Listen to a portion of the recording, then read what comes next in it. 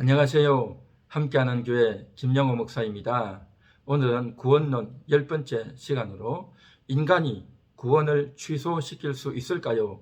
라고 하는 제목으로 말씀을 전하겠습니다. 오늘 읽을 성경 말씀은 고린도후서 1장 21절 22절입니다.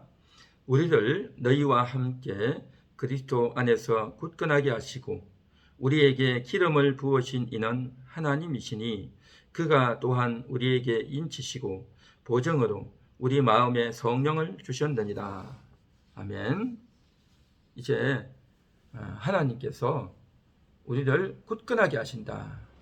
우리가 구원받은 이 사실을 굳건하게 하신다. 그리고 기름을 부으셨다.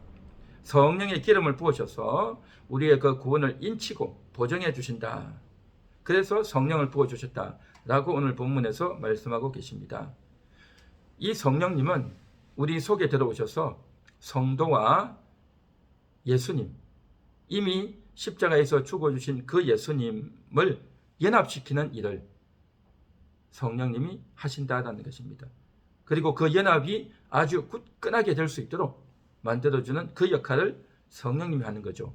그래서 성령님은 예수님과 우리의 연합이 굳건해질 수 있도록 그 연합이 흐트러지거나 깨어지지 않도록 도와주는 역할을 성령님이 하시는데, 그렇기 때문에 우리의 구원은 영원히 지속되고 우리의 구원은 결코 중간에서 취소되거나 방해받지 않도록 하는 이 일을 성령님이 하신다라고 오늘 본문은 말씀하고 계십니다. 그래서 성령을 받은 자는 구원이 취소되지 않고 영원하게 된다라고 하는 것입니다. 이것이 오늘 이 본문의 말씀이고 이것은 틀림없는 하나님의 약속이고 영적인 팩트이다라고 하는 사실입니다. 그런데 성령님이 중간에서 우리를 떠나신다면 어떻게 될까요? 그 성령님이 소멸케 되면 어떻게 될까요? 성령님은 절대 우리를 떠나지 않죠.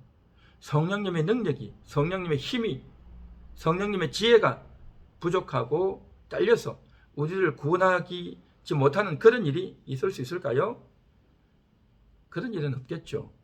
그런데 문제는 성령님에게는 아무 문제가 없는데 우리 인간이, 구원받은 인간이 그 성령을 소멸하면 어떻게 될까요? 우리 안에 있는 그 성령님이 일하지 못하도록, 성령님의 역사를 방해하고 성령님이 역사하지 못하도록 죄를 짓고 게으름을 피우면 이 어떻게 될까요? 그렇게 되면 인간의 구원이 취소될까요? 하나님 편에서는 문제가 없는데 우리 인간이 게으름을 피우고 불순종하고 죄를 짓고 마귀의 종이 되어서 살고 세상의 유혹과 또 온갖 이러한 마귀에 속아서 살면 아무리 정신 차리라 깨어나라 해도 그 말을 듣지 않고 세상 속으로, 죄악 속으로 깊숙이 들어가면 어떻게 될까요? 자, 그러한 측면에서 오늘 말씀을 한번 같이 상고해 보기를 원합니다. 성령님은 예수님께서 십자가에서 흘린 피, 그 피를 성도들에게 이제 부어서 그 피로 우리의 영혼을 깨끗하게 씻어주십니다.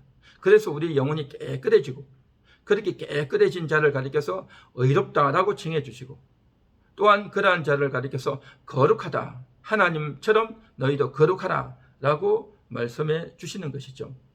그래서 이렇게 되어진 자, 영혼이 깨끗해지고 죄가 깨끗이 씻겨지면 이제 성령님이 우리에게 가르쳐서 그 예수 그리스도가 너의 주님이시다, 그 예수 그리스도가 너의 하나님이다라는 사실을 성령님이 일러주고 깨닫게 해주고 그리고 그 예수님을 향해서 고백하도록 시인하도록 그렇게 이끌어주고 도와주는 분이 성령님이다라는 것입니다. 다시 말해서 성령님은 우리의 구원을 위해서 오셨고 성령님은 그 구원을 적용시켜주는 그 일을 하셨다라는 것입니다. 뿐만 아니라 성령님은 우리가 구원받도록도 돕지만 우리가 받은 그 구원을 끝까지 유지할 수 있도록. 그래서 오늘 본문에서도 보면 우리를 굳건하게 하신다. 그리스도 안에서 우리를 굳건하게 하신다. 바로 성령님이 하시는 일인 겁니다. 우리 인간은 구원을 지켜낼 수 없습니다. 우리 인간은 끝까지 자기가 견뎌서 구원을 얻을 수 있는 존재가 아니다라는 것입니다. 인간의 구원을 위해서 성령님이 오셔서 구원을 받도록도 하시고 그 받은 구원을 끝까지 유지하고 지속하고 지켜내는 그 일을 성령님은 반드시 해내신다. 그래서 구원이 영원하게 이제 되도록 만들어 주신다라고 하는 것입니다. 이것이 바로 성령님의 역할인 겁니다. 우리의 구원을 이루시고 그 구원을 끝까지 지켜주시고, 그 다음에 세 번째는 그 성령님은 우리가 이렇게 구원받는 것뿐만 아니라 하나님의 일을 하도록, 사역하도록 돕는 일을 또한 성령님은 하십니다. 그래서 사도행전 1장 8절에 보면 성령님 하시면 권능을 받고 복음을 전한다라고 했죠. 다시 말해서 그 성령님은 우리의 구원뿐만 아니라 우리가 또 다른 사람들을 만날 수 있도록 만남을 주선하고 이끌어 주시고, 그리고 그 상대방이 아직 예수를 믿지 않는 영혼이라고 한다면 그에게 복음을 전가할 마음을 주시고, 또 어떤 말을 해야 될지를 가르쳐 주고, 결코 겁내거나 두려워하지 않도록 담대한 마음도 주시고, 말의 지혜와 담대함과 능력과 만남을 주선해서 그 나를 통해서 구원받은 자를 통해서 또 다른 사람을 구원하도록 인도하시는 그 일, 그 사역하는 그 일을 성령님이 또 진행하신다라고 하는 것입니다. 그래서 성령님이 그렇게 인도하시고 이끌어주신 이 일을 잘 감당하는 그러한 성도들도 있지만, 그런데 이 일을 게을리하는 사람들도 있습니다. 거기에 대해서 별로 관심을 기울이지 않고 그것을 게을리하는 사람도 있어요. 했다가 말았다가 겨우 어쩌다가 하다가 그렇게 게을리하는 사람 있는가 하면, 또 어떤 사람은 그러한 것에 대해서 부정적인 생각을 가지고 아예 그것을 망각하고 사는 사람들도 있어요. 그렇게 되면 이런 사람들은 사역을 제대로 할 수 없겠죠. 다른 이웃을 사랑하지도 못하고 이웃을 돕지도 못하고 이웃에게 복음을 잘 전가하지도 못하겠죠. 그렇게 되어지면 이 사람에게 있어서는 성령의 사역이 소멸될 수 있다라고 하는 것입니다. 그래서 성경에서는 갈라디아서 5장 19절에서는 성령을 소멸케 말라라고 말씀하시는 거죠.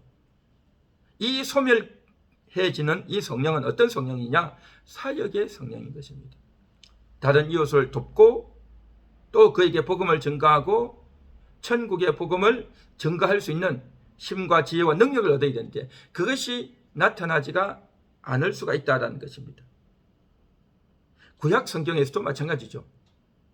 구약 시대에도 사울에게 성령이 임하고 삼손에게 성령이 임했지만 그들이 거룩하지 못하고 하나님께 불순종하니 그 성령이 나타나지 않는 겁니다. 다윗에게서도 마찬가지죠. 구약 시대의 모든 인물들도 성령의 도우심으로 일을 했다가 그가 하나님께 불순종하고 죄를 짓게 되니까 성령이 떠나가고 역사하지 않았던 겁니다. 신약 시대도 마찬가지죠. 그가 거룩하지 못하고 하나님께 불순종하고 하나님과의 관계가 온전히 서지 못하면 성령이 떠나고 성령의 역사가 소멸되는 그러한 일이 일어난다라는 것입니다. 이것은 사역적 성령의 일이다라는 것이죠. 그러나 구원을 위해서 오신 성령은 그렇지 않다라고 하는 것입니다. 구원을 위해서 오신 그 성령은 오늘 본문의 말씀에서 결코 떠나지 않는다. 우리의 구원을 굳건하게 한다. 그리고 그 우리의 구원을 끝까지 책임지겠다고 하는 그 보정으로 성령을 주셨다라고 말씀하고 있다는 것이죠. 그래서 인간의 의지대로 또 인간의 의도에 따라서 내가 교회를 덜 나갈 수도 있고 성경을 읽는 걸 게을리하고 하나님의 뜻을 잘 분별하지 못하고 더 세속적이 되고 마귀에게 더 많이 이끌리고 그렇게 살아가는 경우도 많이 있지만, 그럼에도 불구하고 우리 영혼 속에 내주한 성령님은 절대 떠나지 않는다. 영원히 동행한다. 이것이 하나님의 틀림없는 약속이다라는 것입니다. 그래서 신약 성도에게 임한 성령, 그 성령은 구원의 목적으로도 오셨고 사역의 목적으로도 오셨는데 그 사역의 성령이 많이 소멸되다 보면 굉장히 답답해지고 또 분별도 되지 않고 지혜도 없고 또 하나님과의 관계도 서먹서먹하고 그렇게 되어지겠죠. 그러나 이것은 사역적인 성령이고 구원을 위한 성령이 아니다라고 하는 것을 오늘 이 시간 이해하고 분별할 수 있기를 바랍니다. 구약 시대의 그 성령은 사역을 위해서만 오셨다라고 하는 것입니다. 하나님의 일을 감당하기 위해서. 그래서 브살렐과 오홀리압 같은 교회는 성막의 기구를 제작할 수 있는 그러한 지혜를 주시고 또 각 인물들에게 그 일을 할 수 있는 지혜와 재능을 주시는 그러한 성령으로만 오셨어요. 그런데 구약시대에는 구원을 위한 성령은 오지 않으셨다는 것입니다. 구원을 위한 성령은 오직 예수님이 오시고 십자가에 죽고 부활하시고 난 이후에 오신 성령님만이 우리의 인류를 구원하는, 저와 여러분의 영혼을 구원하는 그 일은 바로 이때에 예수님이 부활 후에 이루어진 일이다라고 하는 것입니다. 그래서 열처녀 비유, 어제 제가 말씀드렸던 대로 열처녀 비유에서 이제 열처녀들이 등에 기름을 가지고 신랑을 맞이하고 있는 장면이 나오죠. 등을 준비했다고 하는 것은 바로 여호와의 언약을 가지고 있다. 또 저들이 기름을 가지고 있다고 하는 것은 언젠가는 오신다. 틀림없이 오셔서 메시아가 오셔서 나를 구원할 거다라는 것을, 그 기대를 저버리지 않는 것, 이것을 가리켜서 믿음이다라고 하는 겁니다. 그래서 창세기 4장 4절에 보면 아벨은 양의 첫 새끼와 그 기름으로 하나님께 드렸고 하나님이 받으셨다라고 했습니다. 히브리서 11장 4절에 보면 아벨은 믿음으로 제사를 드렸다라고 했습니다. 아벨이 드린 것은 양을 잡아서 내가 제사를 할 때에 장차 메시아가 오셔서 나를 구원할 거다 하는 그 구원하려도 오신다는 것을 기대하는 마음으로 제사를 드렸고, 그 기대를 끝까지 간직했던 그 믿음을 가지고 제사를 드렸다라고 하는 것입니다. 이것을 하나님이 받으셨고, 이와 같이 구약시대의 모든 성도들이, 모든 하나님의 약속을 기대하던 사람들이 이와 같은 믿음의 제사를 드렸고 그 제사를 하나님이 받으셨다라고 하는 것입니다. 이게 바로 구약시대 기름의 의미인 것입니다. 기름은, 구약시대의 기름은 바로 믿음이다라고 하는 것입니다. 믿음. 그러나 신약시대의 기름은 오늘 우리가 읽은 고린도후서 1장 22절에 나와 있듯이 우리 마음에 성령을 주셨다라고 하는 이 성령은 바로 구원을 위한 성령이다라고 하는 것입니다. 구원을 위한 성령. 구약시대에는 구원의 성령이 없었어요. 그렇기 때문에 이 기름을, 열처녀가 준비한 기름을 성령으로 볼 수가 없는 것이죠. 구약시대에는 모든 자는 이제 성령을 위한 기름은 오신 적이 없고 메시아가 오실 것을 기대하는 그러한 일만, 그리고 일부 몇 명에게 있어서 하나님의 일을 하도록 지혜와 힘과 능력을 주시는 사역적 성령만 일부에게 임했다라고 하는 것이죠. 그래서 이제 저들의 그 기대, 메시아에 대한 그 기대를 저버리지 않고 끝까지 간직했던 그들을 가리켜서 믿음이 있다라고 했고, 예수님이 십자가에서 죽고 난 이후에 저들에게 복음을 증거해서 다 구원하고 건져 주셨던 것입니다. 신약시대의 성도들의 믿음은 어떤 겁니까? 메시아를 기다리는 것이 아니라 이미 오신 메시아를 적극적으로 영접해서, 지금 당장 영접해서 내 앞에 와 계신 그 예수님을 영접해서 모셔드리는 것입니다. 이게 바로 구약시대에 기대하는 믿음과 신약시대에 적극 영접하는 믿음으로 구별되어지는 것이죠. 그래서 구약시대 성도들은 앞으로 장차 혼인을 준비하는, 혼인을 기대하는, 혼인을 기다리는 성도라고 한다면, 신약시대 성도는 이미 혼인하고 혼인한 것을 더 유지하고 더 이제 그것을 지켜나가도록 하기 위해서 성령님이 오셔서 그 결속을 더욱더 굳건하게 해주신다라고 하는 것입니다. 우리가 비록 신약시대 성도들이 실수하고 죄를 짓고 마귀에게 속고 세속적으로 나아가고 엉뚱한 행동을 한다 할지라도 영혼 속에 있는 예수는 절대 떠나가지 않고 또한 성령님이 그 구원을 반드시 지켜내겠다. 그 연합을 끝까지 굳건하게 이루어 주겠다. 라고 하는 것이 오늘 본문의 말씀이다. 라고 하는 것입니다. 그럼에도 불구하고 당장 죄를 짓고 그 죄에 깊이 빠져 있는 자를 어떻게 하실까요? 그래서 하나님이 징계하시죠. 징계해서 돌이키도록 하고 그가 반드시 돌이키는 이 일을 성령님은 반드시 성공할 것입니다. 그래서 구원은 결코 취소되지 않습니다.